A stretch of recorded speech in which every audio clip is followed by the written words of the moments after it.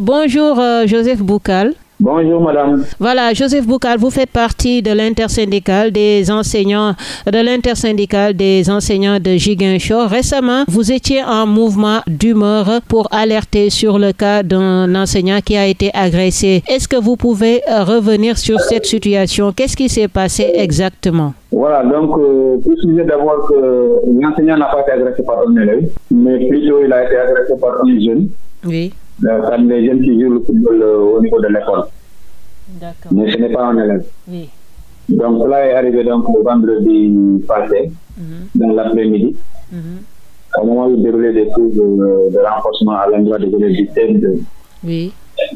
Donc, comme les gosses jouaient là-bas, il était rentré.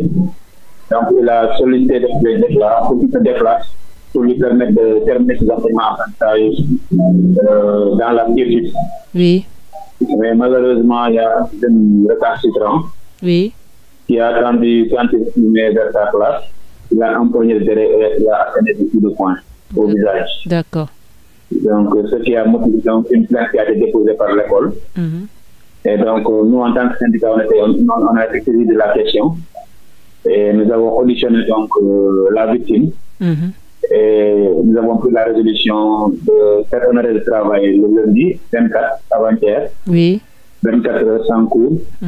Donc, justifier donc cette énième agression d'un enseignant. Mais c'est donc nous indigner par rapport à cette acte barbare qui a été perpétré à l'endroit camarade.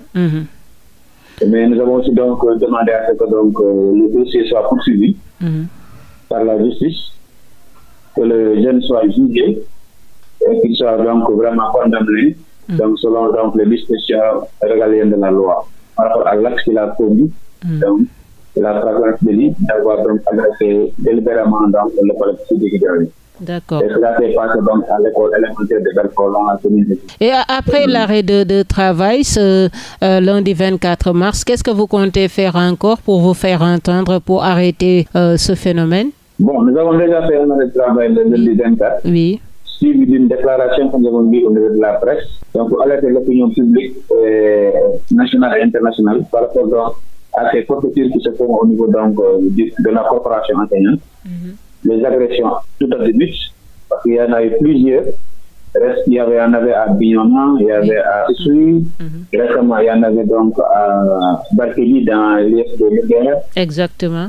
Il y en a eu à Thiès l'année dernière, donc un enseignant qui a été tué.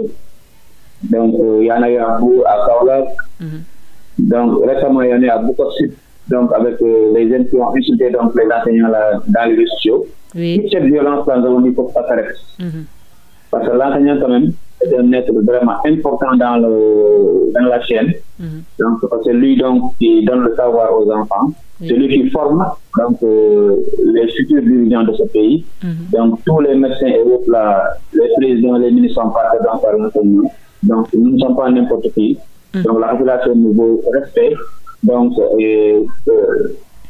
beaucoup de considération au vu de ce que nous faisons, avec tous les sacrifices que nous faisons pour que les enfants soient dans de bonnes conditions. D'accord. C'est pour cela que nous avons dit que donc, s'il a fait son travail, le jeune est jugé et condamné, là, il n'y a pas de problème. Mais aussi, donc, si la justice ne ferait pas son travail, d'ici le retour, nous, on va aussi donc apprécier la situation et donc réagir en fonction de ce qui va se passer donc, au niveau de la justice. Mais toute chose étant, nous voulons que quand même l'autorité puisse se saisir de la question et prendre toutes les dispositions nécessaires pour assurer l'intégrité physique et morale des enseignants. C'est-à-dire notre sécurité, comme la loi le prévoit. D'accord. Et qu'est-ce qu'il faut aujourd'hui, Joseph Boukal, pour la revalorisation des enseignants? Parce que vous jouez un rôle vraiment très important dans l'éducation des enfants. Qu'est-ce qu'il faut aujourd'hui pour la revalorisation, pour le respect des enseignants? Pour que le respect la puisse exister, il faut que d'abord, au niveau des ménages, que tous les parents prennent des responsabilités. On doit éduquer nos enfants avant qu'ils ne sortent de chez nous. Ça, c'est la première des choses. Deuxième des choses, aujourd'hui, on a tendance à plus instruire qu'éduquer. Alors que l'enseignant a deux rôles, donc, fondamentaux, c'est l'éducation et l'instruction. Il faut que donc, nous revenions donc à nos valeurs c'est-à-dire réformer le système éducatif pour plus donc mettre en branle les valeurs civiques et morales qui permettent aux enfants, quand ils grandissent, ils vont grandir avec le sang de patriotes, ils vont grandir avec le sang d'enfants bien éduqués, donc qui puissent quand même donc être au service de la nation.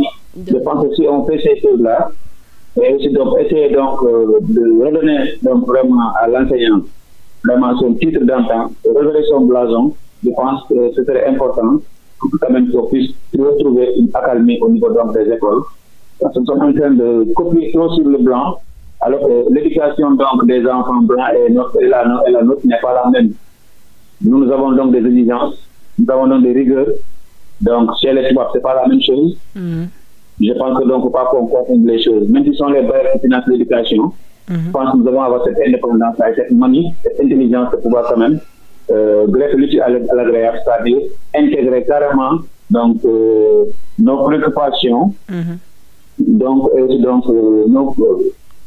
nos coutumes, oui. Nos coutumes, mais aussi donc voir exactement quelles sont les réalités que nous vivons dans nos sociétés pour pouvoir les intégrer. D'accord. Et voilà, Joseph Boukal, si vous nous parlez un peu de vos difficultés, surtout des enseignants qui travaillent, qui évoluent dans le monde rural, quelles sont les difficultés que vous rencontrez quotidiennement? D'abord, souvent dans les zones rurales, la difficulté, souvent, c'est le dépaysement. Parce que des fois, il peut y avoir un enseignant qui nous vient de Dakar, qui n'a jamais, par exemple, connu la zone rurale. Oui. Donc, s'il arrive dans ces zones-là, il faut que d'abord, il s'adapte, parce qu'il est dépaysé. Donc, de secondo, il y aura un problème donc d'alimentation souvent. Parce que l'alimentation que vous connaissez près à Dakar n'est pas la même chose que ce que vous avez trouvé sur le terrain. Troisième chose, c'est le milieu. Il faut qu'il étudie le milieu. Un bon enseignant doit connaître son milieu. Si tu ne connais pas ton milieu, tu dois donc faire le travail convenablement. Parce que le milieu, ce n'est pas seulement la classe, mais c'est l'environnement dans lequel tu baignes, l'environnement dans lequel baignent les enfants, mais c'est l'environnement dans lequel donc, la communauté baigne. Donc, il faut que tu connaisses l'enfant, mais tu connaisses aussi la maison de l'enfant, ses parents, tu dois vraiment le suivre en classe. Donc, toutes ces choses-là demandent une certaine adaptation qui n'est pas souvent facile. De situation, il y a un problème aussi d'infrastructure souvent. Dans les zones rurales, souvent, il n'y a pas d'école digne de ce nom. Des fois, c'est des places pour construire donc, en hutte.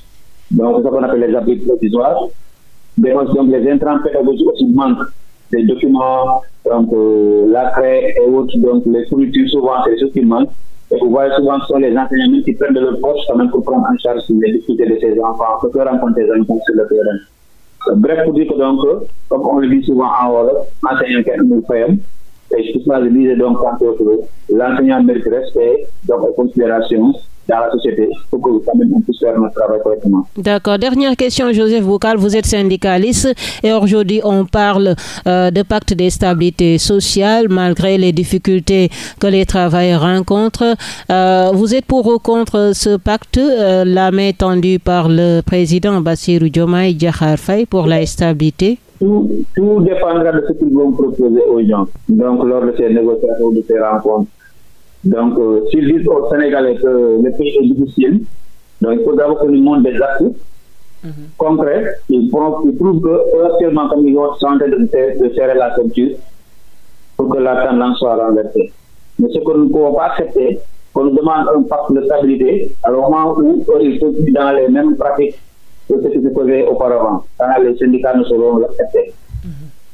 Mais s'ils viennent maintenant dans la sincérité, donc dire aux gens que c'est ça, mais ce que nous pouvons faire dans le court terme, c'est ça, dans le moyen et dans le long terme, c'est ça que nous pouvons faire, avec vraiment des propositions concrètes sur la table.